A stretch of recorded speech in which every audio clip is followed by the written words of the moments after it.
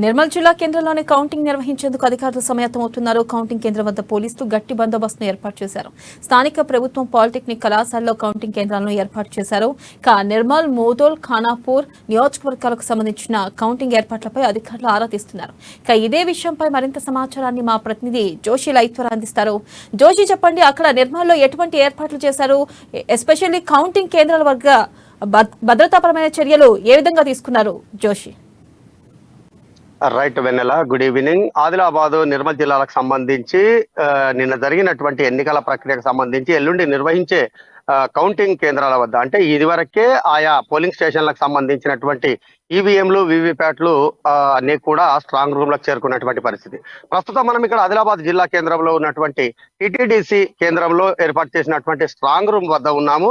ఇక్కడ పూర్తిగా కట్టుదిట్టమైనటువంటి భద్రత నడుమ పూర్తిగా ఈవీఎంలు, వీవీప్యాట్లు అన్ని కూడా ఇక్కడ పోలీసు బందోబస్తు మధ్య అంటే ఇక్కడ భద్రపరిచి ఉంచడం జరిగింది. అయితే ఎల్లుండి నిర్వహించేటటువంటి ఏదైతే కౌంటింగ్ ప్రక్రియ ఉందో దానికి సంబంధించి పూర్తిగా ఏర్పాట్లన్నీ కూడా చకచక జరుగుతున్నటువంటి పరిస్థితి.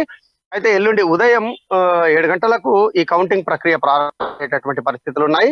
పూర్తిగా అధికారుల పర్యవేక్షణ అలాగే సీసీల మధ్య ఈ యొక్క కౌంటింగ్ ప్రక్రియ కొనసాగేటటువంటి అవకాశం ఉంది. పూర్తి అప్రమత్తతలో పోలీసులందరూ కూడా ఇక్కడ ఈవీఎంలకు ఇక్కడ స్ట్రాంగ్ రూమ్ల వద్ద 3 అంచెల భద్రతా వ్యవస్థ నడుమ ఈ యొక్క వివిఎంలను ఇక్కడ భద్రపరచడం జరిగింది. ప్రస్తుతం ఇక్కడ ఏర్పాట్లన్నీ కూడా పూర్తయినటువంటి నేపథ్యం. అయితే ఆదిలాబాద్ జిల్లా కేంద్రంలో ఆదిలాబాద్ అలాగే బోత్ ఈ 2 నియోజకవర్గాలకు సంబంధించినటువంటి కౌంటింగ్ ఒకే చోట వివిధ అంటే వేర్వేరు హాళ్లలో నిర్వహించడానికి ఏర్పాట్లు సిద్ధం చేశారు అధికారులు. స్ట్రాంగ్ రూమ్ మాత్రం ఒకే చోట ఇక్కడ ఉండడం జరిగింది. అలాగే నిర్మల్ కు సంబంధించి ఇటు ముధోల్ కావచ్చు, ఖానాపూర్ అలాగే నిర్మల్ ఈ 3 నియోజకవర్గాలకు సంబంధించినటువంటి ఈవీఎంలకు సంబంధించినటువంటి స్ట్రాంగ్ రూమ్ కూడా ఒకే చోట ఉన్నటువంటి పరిస్థితి. వీటన్నిటికి కూడా ఆ స్ట్రాంగ్ రూమ్ కు సమీపంలోనే కౌంటింగ్లు వేర్వేరు హాళ్లలో వేర్వేరు గదుల్లో నిర్వహించడానికి పూర్తిగా ఏర్పాట్లు అయితే పూర్తయినాయి.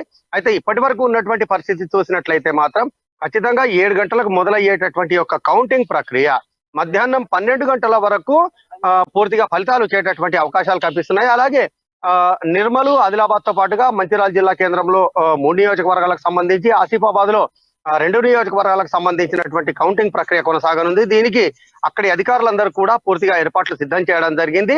ఎల్లుండి ఉదయం మొదలయ్యేటటువంటి ప్రక్రియకు సంబంధించి ఎటువంటి అవాంఛనీయ ఘటనలు చోటు చేసుకోకుండా ఉండేందుకు ఆ కౌంటింగ్ కేంద్రాల వద్ద కూడా చుట్టుపక్కల ప్రాంతాల్లో కూడా పూర్తిగా పోలీసు బలగాలు మోహరించి ఉన్నటువంటి పరిస్థితి. అలాగే కొన్ని రకాల అపోహలు, అనుమానాలు తలెత్తుతున్నటువంటి నేపథ్యంలో ఆయా పార్టీలకు సంబంధించినటువంటి నాయకులు కూడా తరచుగా వచ్చి ఇక్కడ ఈ స్ట్రాంగ్ రూమ్ల వద్ద వాళ్ళు ప్రత్యక్షంగా పర్యవేక్షిస్తున్నటువంటి పరిస్థితులు అయితే కనిపిస్తున్నాయి. మొత్తానికి ఎల్లుండి మధ్యాహ్నం వరకు ఫలితాలు వెలువడేటటువంటి అవకాశాలు ఉన్నట్లుగానైతే అధికారులను బట్టి తెలుసు. జోషి, ఇక్కడ చూసుకున్నట్టయితే స్థానిక ప్రభుత్వ పాలిటెక్నిక్ కళాశాలలో కూడా కౌంటింగ్ కేంద్రాలను ఏర్పాటు చేసినట్లు తెలుస్తుంది. మరి అక్కడ ఎటువంటి చర్యలు తీసుకున్నారు? ప్రధానంగా అక్కడ 144 సెక్షన్ నిర్వహించే అవకాశం ఉందా?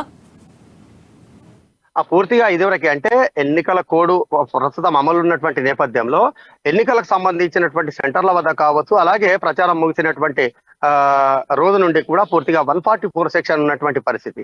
ఇప్పటికి కూడా 144 సెక్షన్ ఎత్తివేయినప్పటికీ కూడా అనధికారికంగా చాలా వరకు మార్కెట్ ప్రాంతాల్లో మాత్రం కొంత సడలింపులు ఇస్తున్నటువంటి పరిస్థితులు అయితే కనిపిస్తున్నాయి పోలీసులు.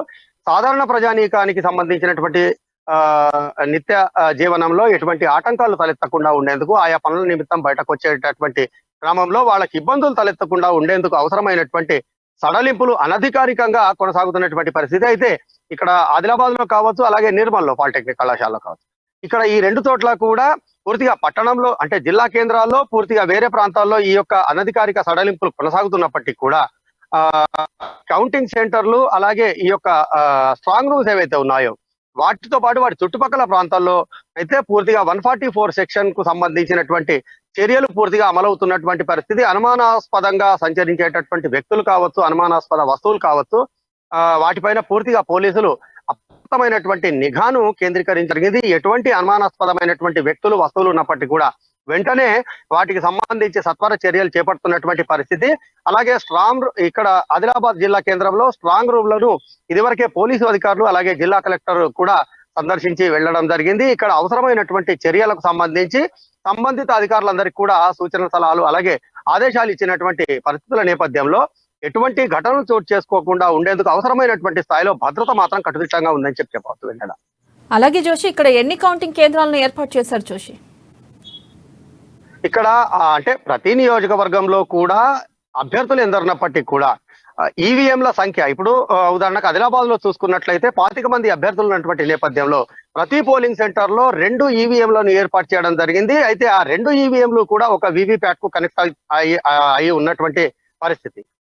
అటువంటి సందర్భంలో ఇప్పుడు ఆదిలాబాద్ కు సంబంధించి చూసినట్లయితే మొత్తం ఇక్కడ 290 పోలింగ్ స్టేషన్లు ఉన్నటువంటి పరిస్థితి. 290 పోలింగ్ స్టేషన్లకు ఒక్కో పోలింగ్ సెంటర్ కు 2 ఈవీఎంలు అలాగే ఒక్కొక్క వీవీప్యాట్ ఉన్నటువంటి పరిస్థితి. అలాగే బోత్ నియోజకవర్గానికి సంబంధించి చూస్తే 302 పోలింగ్ స్టేషన్లు ఉన్నటువంటి పరిస్థితుల్లో 302 ఈవీఎంలు 302 వీవీప్యాట్ బాక్సులు ఉన్నటువంటి పరిస్థితి. అలాగే నిర్మల్లో 306 పోలింగ్ స్టేషన్లకు, ముధోల్లో 311 పోలింగ్ స్టేషన్లకు, ఖానాపూర్ లో 305 పోలింగ్ స్టేషన్లకు సంబంధించి అక్కడ అభ్యర్థులు తక్కువగా ఉన్నటువంటి నేపథ్యంలో ఒకటే ఈవీఎం వాడుతున్నటువంటి పరిస్థితుల్లో ఒక ఈవీఎం ఒక వీవీప్యాట్ కు సంబంధించినటువంటి వాటిని ఇక్కడి అంటే ఏదైతే స్ట్రాంగ్ రూమ్లు ఉన్నాయో అక్కడికి తరలించడం జరిగింది. వాటికి పూర్తిగా భద్రత ఏర్పాటు చేయడం జరిగింది.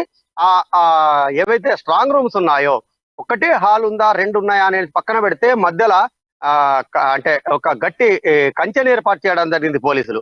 ఒక నియోజకవర్గానికి సంబంధించి ఇంకో నియోజకవర్గంలో ఎటువంటి ఏమి తలెత్తకుండా ఉండేందుకు అవసరమైనటువంటి బారికేడ్లను నిర్మించడం జరిగింది. లోపల హాల్లో ఏ నియోజకవర్గానికి కేటాయించబడినటువంటి స్థానాల్లో ఆ నియోజకవర్గానికి సంబంధించినటువంటి ఈవీఎంలు వీవీప్యాట్లను అలాగే అక్కడ భద్రపరచడం జరిగింది.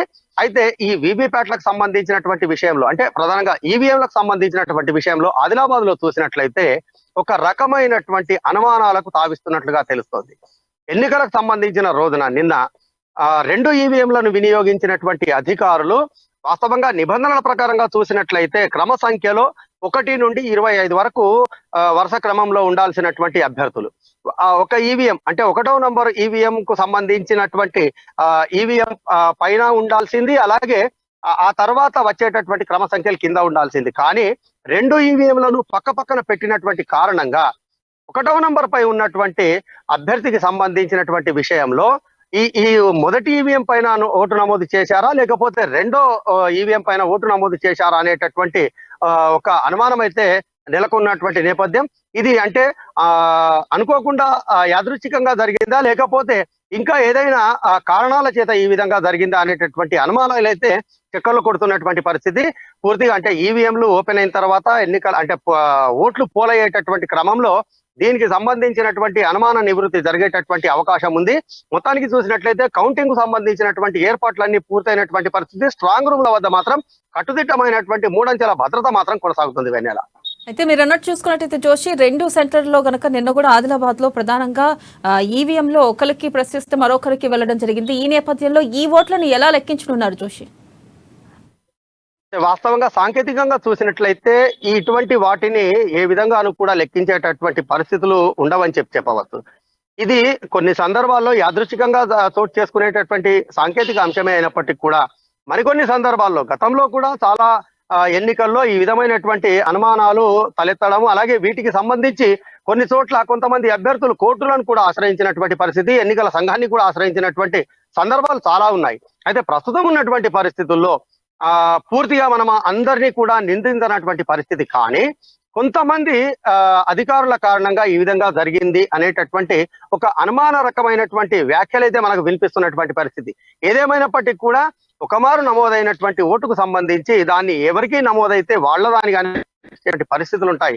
అటువంటి పరిస్థితుల్లో కేవలం ఫలితాలు కొంత తారుమారయ్యేటటువంటి అవకాశాలు ఉండటమే తప్ప దీన్ని ఏ విధంగా కూడా రెక్టిఫై చేయలేనటువంటి పరిస్థితులు ఉంటాయని మాత్రం ఖచ్చితంగా చెప్పవచ్చు Vennela. Right Joshi, thank you.